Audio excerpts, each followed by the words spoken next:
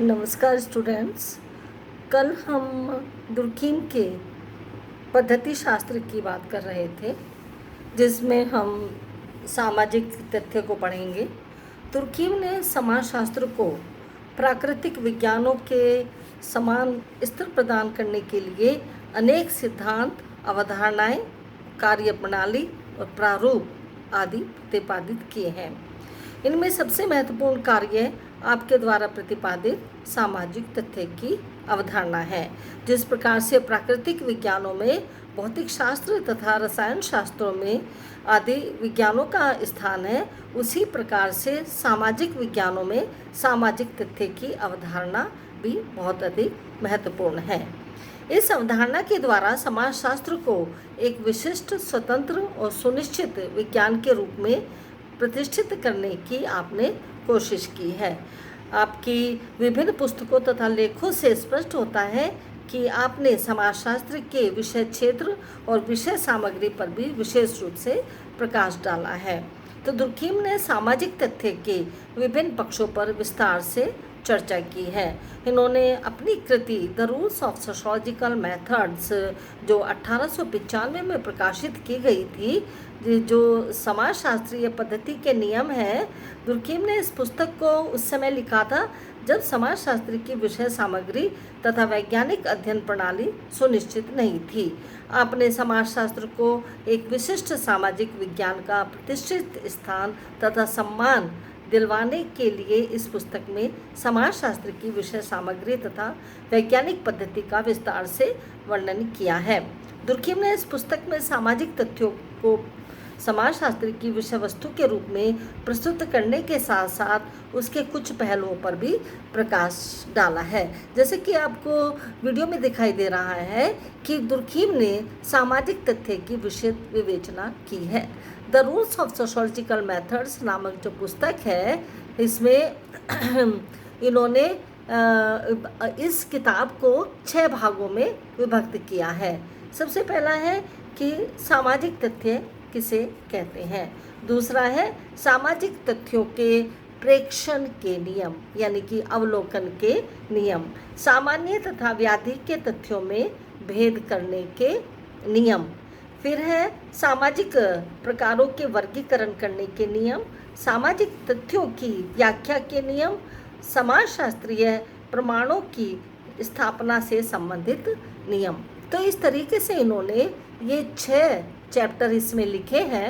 इन 6 chapter में ये किताब लिखी गई है। बहुत पतली सी किताब है। अब हम ये देखेंगे कि ये जो सामाजिक तथ्य है, इसको क्या कहते हैं, किसे कहते हैं। What is social facts. सामाजिक तथ्य की कोई भी व्याख्या करने से पहले बहुत स्पष्ट रूप से ये कहना चाहिए कि दुर्कीम सामाजिक तथ्य का व्यक्तिनिष्ठ अर्थ स्वीकार नहीं करते।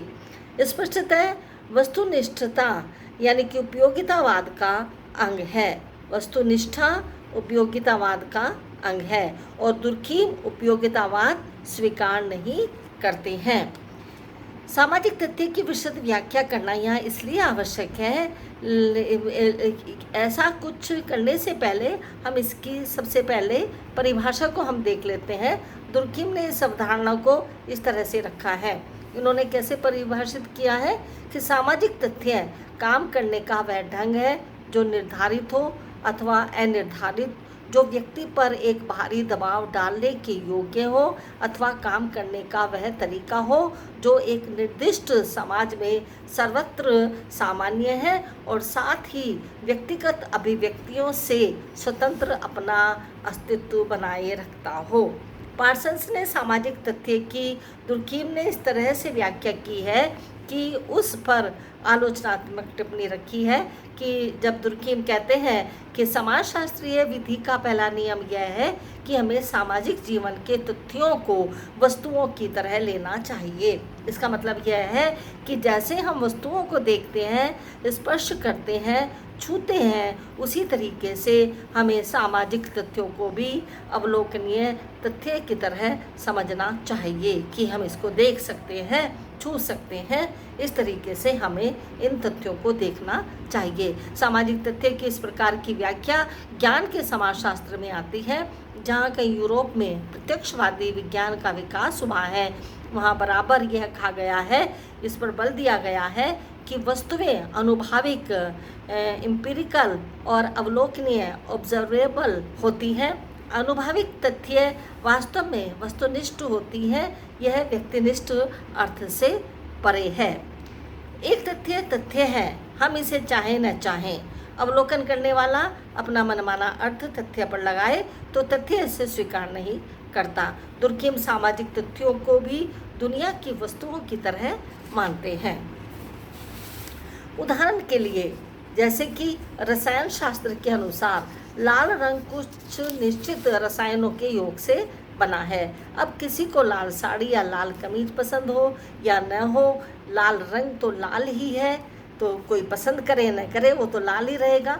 तो तथ्य की एक वस्तु की तरह यह व्याख्या है।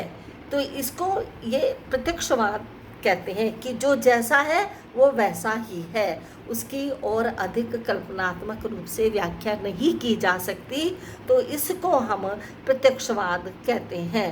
ठीक इसी तरह सामाजिक तथ्य भी लाल रंग या अन्य वस्तुओं की तरह वस्तु है। दिवाली या होली व्यक्तियों के लिए किसी दुखद घटना को याद दिलाने वाले संकेत हो सकते हैं, जैसे लाल रंग, जैसे कि अगर किसी सांड को भड़काने के लिए भी हम इस्तेमाल में कर सकते हैं। समाज के लिए तो होली और दिवाली त्योहार है और जो कि हर्ष और उमंग देते हैं। तो अगर हम इसको किसी व्यक्तिगत अर्थ में न लगाकर हम समाज के अर्थ, समाज के साथ जो हम मिलजुल कर जो हम जिसका एक उत्सव मनाते हैं उमंग पूर्वक या हर्ष पूर्वक, तो उसी को हम एक सामाजिक तथ्य माने। और जो होली या दिवाली है, जैसा समाज उसको मानता है उसी तरीके से हमें भी मानना है, न कि हम व्यक्तिगत रूप से हम उसको अपने किसी दुख से हम उसको जोड़ें। तो इसी कारण दुर्गम सामाजिक तथ्य की दो अनिवार्य विशेषताएं बताते हैं। पहला है बाह्यता और दूसरा है बाध्यता। अपनी एक और व्याख्या में दुर्गम सामाजिक तथ्य के कलेवर को अधिक विशाल करते हैं और वे लिखते हैं कि सामाजिक तथ्य कार्य करने, सोचने, विचारने, अनुभव करने के वे तरीके हैं जिनमें व्यक्तिगत चेतना से बाहर भी अस्तित्व बनाए रखने की उल्लेखनीय विशेषता होती है। समझ में आया आपको कि जैसे हम सोचते हैं, विचारते हैं, अनुभव करते हैं, उनसे अलग उसकी एक सत्ता होती है जो समाज में है। हाँ, व्यक्तिगत चेतना यानी कि किसी एक व्यक्ति की चेतना, एक व्यक्ति का सोचना, तो वो एक व्यक्ति के सोच से बाहर अपनी एक अस्तित्व बनाए रखता है, उसकी एक अपनी अलग एक विशेषता होती है। तो दुर्गम ने सामाजिक तथ्य को जिस प्रकार परिभाषित किया है, इसी तरह अन्य सिद्धांतवेत्ताओं ने इन परिभाषाओं पर टिप्पणी की है। उससे बहुत स्पष्ट है कि सामाजिक तथ्य देखा जा सकता है, यह अवलोकनीय है। एक दूसरी बात यह भी है कि सामाजिक तथ्य सोचने, विचारने और अनुभव करने का एक तरीका है। जब विद्यार्थी विद्यालय में शिक्षा ग्रहण करने के लिए जाता है तो उसकी प्रारंभ में यह सोच बन जाती है कि जो कुछ पुस्तकों में लिखा हुआ है वह सब सत्य है।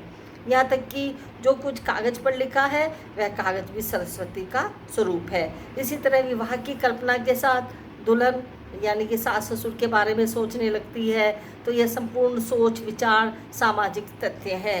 इसी तरह थाली में परोसी गई वस्तु रोटी या सब्जी सामाजिक तथ्य है, इसे देखा जा सकता है, यह एक शाकाहारी भोजन है। सामाजिक तथ्य के बारे में तीसरी विशेषता यह है कि स्थायी या अस्थायी भी हो सकता है। वास्तव में दुर्गम की परिभाषा में दुनिया भर की वस्तुएं, कपड़ा, मकान, इंजन, पुस्तक सभी सामाजिक तथ्य हैं। दूसरी तरफ देखी न जाने वाली वस्तुएं आदि भी सामाजिक तथ्य हैं। सामाजिक तथ्य का बहुत बड़ा मानदंड यह है कि ये तथ्य विशेष के न होकर संपूर्ण समाज की धरोहर, विरासत और संपत्ति होते हैं। यानी कि किसी एक व्यक्ति के न होकर ये पूरे समाज के होते हैं। समाज के अनुसार ही इनको सोचा समझा जाता है, और तभी इन पर हम अध्ययन कर सकते हैं। समाजशास्त्रीय अध्ययन हम तभी कर सकते हैं जब हम इनको सामाजिक तथ्यों को हम एक वस्तु की तरह माने। यदि प्राकृतिक विज्ञानों के लिए प्राकृतिक घटनाओं का अध्ययन विज्ञान है, तो सामाजिक प्रघटनाओं का अध्ययन करने वाला विज्ञान समाजशास्त्र है। समाजशास्त्र में सामाजिक प्रघटनाओं का अध्ययन किया जाता है।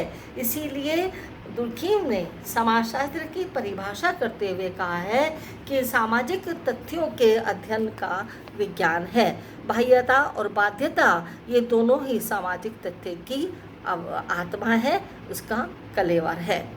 दुर्खीम ने सामाजिक तथ्य की व्याख्या दिन प्रतिदिन की घटनाओं के दृष्टांत देकर की है।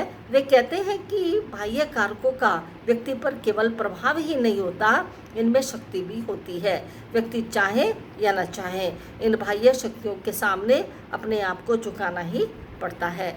अगर व्यक्ति मनमाने ढंग से काम करना भी चाहे तो वह एकदम असफल हो जाएगा। कोई भी खेतीहर अफीम की खेती कर ले तो यह उसकी स्वतंत्रता नहीं है। उसे खेती करने के लिए राज्य सरकार से लाइसेंस लेना पड़ेगा। बाजार में सौदा लेने के लिए राज्य द्वारा मान्यता प्राप्त मुद्रा उसे काम में लेनी होगी। चाहे बैंक हो या डाकखाना है या मीडिया हो या आवागमन के साधन है, सभी के अपने नियम हैं।